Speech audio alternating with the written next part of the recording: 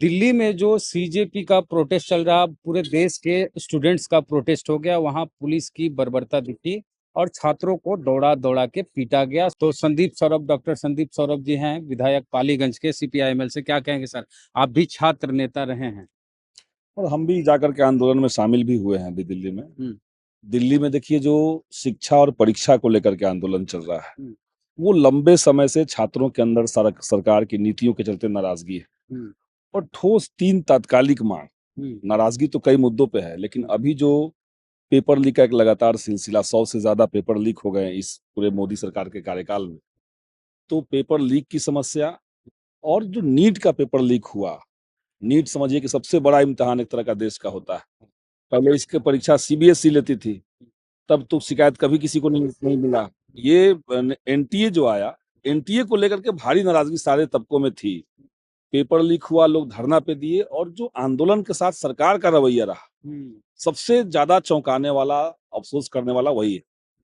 आप समझिए कि 23 दिन से कोई भूख हड़ताल पे है, वहां सरकार उनसे बात नहीं करने जा रही है। 23 दिन तक बिना अन्न का रहना आसान चीज नहीं है। सोनम वांगचुक को उठा लिया गया, हटाना था धर्मेंद्र प्रधान को, उठा लिया गया सोनम वांगचुक को। और कल शाम होते होते जिस तरीके से पुलिस ने क्रैकडाउन किया, हम तो देख रहे थे कि लगभग 5,000 से ज्यादा छात्रों से हमने बात की, कुछ दोस्तों से कह रहे थे 5,000 से ज्यादा लोग सीरियसली इंजर्ड है।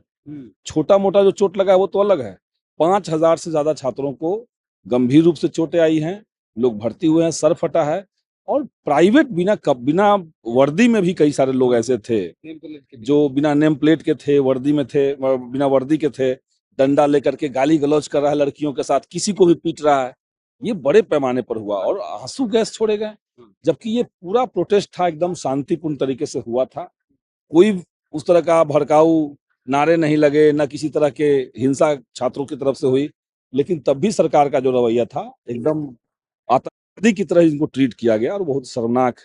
हम लोग मांग कर रहे हैं कि धर्मेंद्र प्रधान का तो इस्तीफा हो ही, लेकिन अब छात्रों की नाराजगी जो है वो मोदी तक जा चुकी है। मोदी भी इस देश को चलाने में सक्षम नहीं है, ये देश भर के युवा आप जान रहे हैं। आप फिर जाएंगे दिल्ली? हम लोग दिल्ली जाएंगे, दिल्ली के आंदोलन को यहाँ लाएंगे, दोनों चीज करेंगे। कल हम लोग पटना में भी करने जा रहे हैं इसी मुद्दे को लेकर के। कल क्या होगा? कल गांधी मैदान से लेकर के विधानसभा मार्च, छात्र संगठन आईसा की तरफ से और भी कई सारे छात्रों की तरफ से ये आह्वान लिया गया है। उसी के समर्थन में हम लोग यहाँ पे भी आंदोलन करें। पुलिस की तरफ से हर चीज किया गया वहां पे, हमने यही देखा। आप समझ लीजिए कि जंतर मंतर पे साजिशन ले जाकर के पत्थर से भरा हुआ एक गाड़ी लगा दिया, वैन लगा दिया गया, ताकि कभी भी पथराव की स्थिति बन जाए।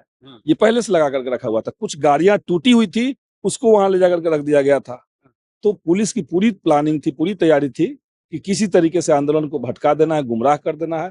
ये कहिए कि जो जेनजी जनरेशन है, आज के जो युवा पीढ़ी, उसने इतनी परिपक्वता दिखाई पूरे आंदोलन में। कहीं कोई आंदोलनकारियों की तरफ से, छात्रों की तरफ से पथराव नहीं हुआ, हंगामा नहीं हुआ। सब लोग पिटाते रहे और खड़े रहे एक विजन के साथ। तो ये बहुत ही अच्छा। इसमें मीडिया द्वारा पाकिस्तान कनेक्शन खोजा जा रहा है। मीडिया का तो शुरुआत से यही दुख है। वो तो कह रहा था कि ये सबको फंडिंग जो है विदेश से आ रहा है, जबकि हमने देखा कि भूंजा लोग लेके पहुंचे हुए थे, कुछ टिफिन में लोग भूंजा लेकर के लोग पहुंचे हुए थे। हम लोग तो वहां थे, देख रहे थे।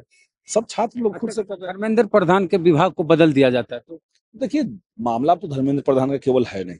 मोदी जी किसी को कोई मंत्री रहने नहीं दिए, सारी पावर अपने अंदर ले चुके हैं। रेलवे में उद्घाटन होना मोदी जी करेंगे, नई शिक्षा नीति का प्रोजेक्ट बना, उद्घाटन लॉन्चिंग किया मोदी जी ने। तो कोई विभाग तो मोदी जी देख रहे हैं। लेकिन अगर शिक्षा विभाग के अंदर ये गड़बड़ी हुई है, तो कहीं ना कहीं सरकार को समझना चाहिए कि उसके लिए कोई एक व्यक्ति रिस्पॉन्सिबल है। जो उस कुर्सी पर बैठा है उसको हटाइए। तो कल प्रोटेस्ट में आप रहेंगे? हाँ, पटना में जो होगा उसमें हम रहेंगे। सदन में? सदन से निकल के जाएंगे ब्रेक में। तो खाली माले का है, ये आयशा का है? आयशा का और भी संगठन शायद जुड़े उसमें। डॉक्टर संदीप सौरभ जी हमारे साथ थे, ये भी छात्र नेता रहे हैं और कह रहे हैं कि आयशा के द्वारा कल पटना में बड़ा प्रोटेस्ट किया जाएगा विधानसभा तक। तो पूरी बातचीत को लेकर क्या कहना है, प्रतिक्रिया कमेंट बॉक्स में दे। धन्यवाद।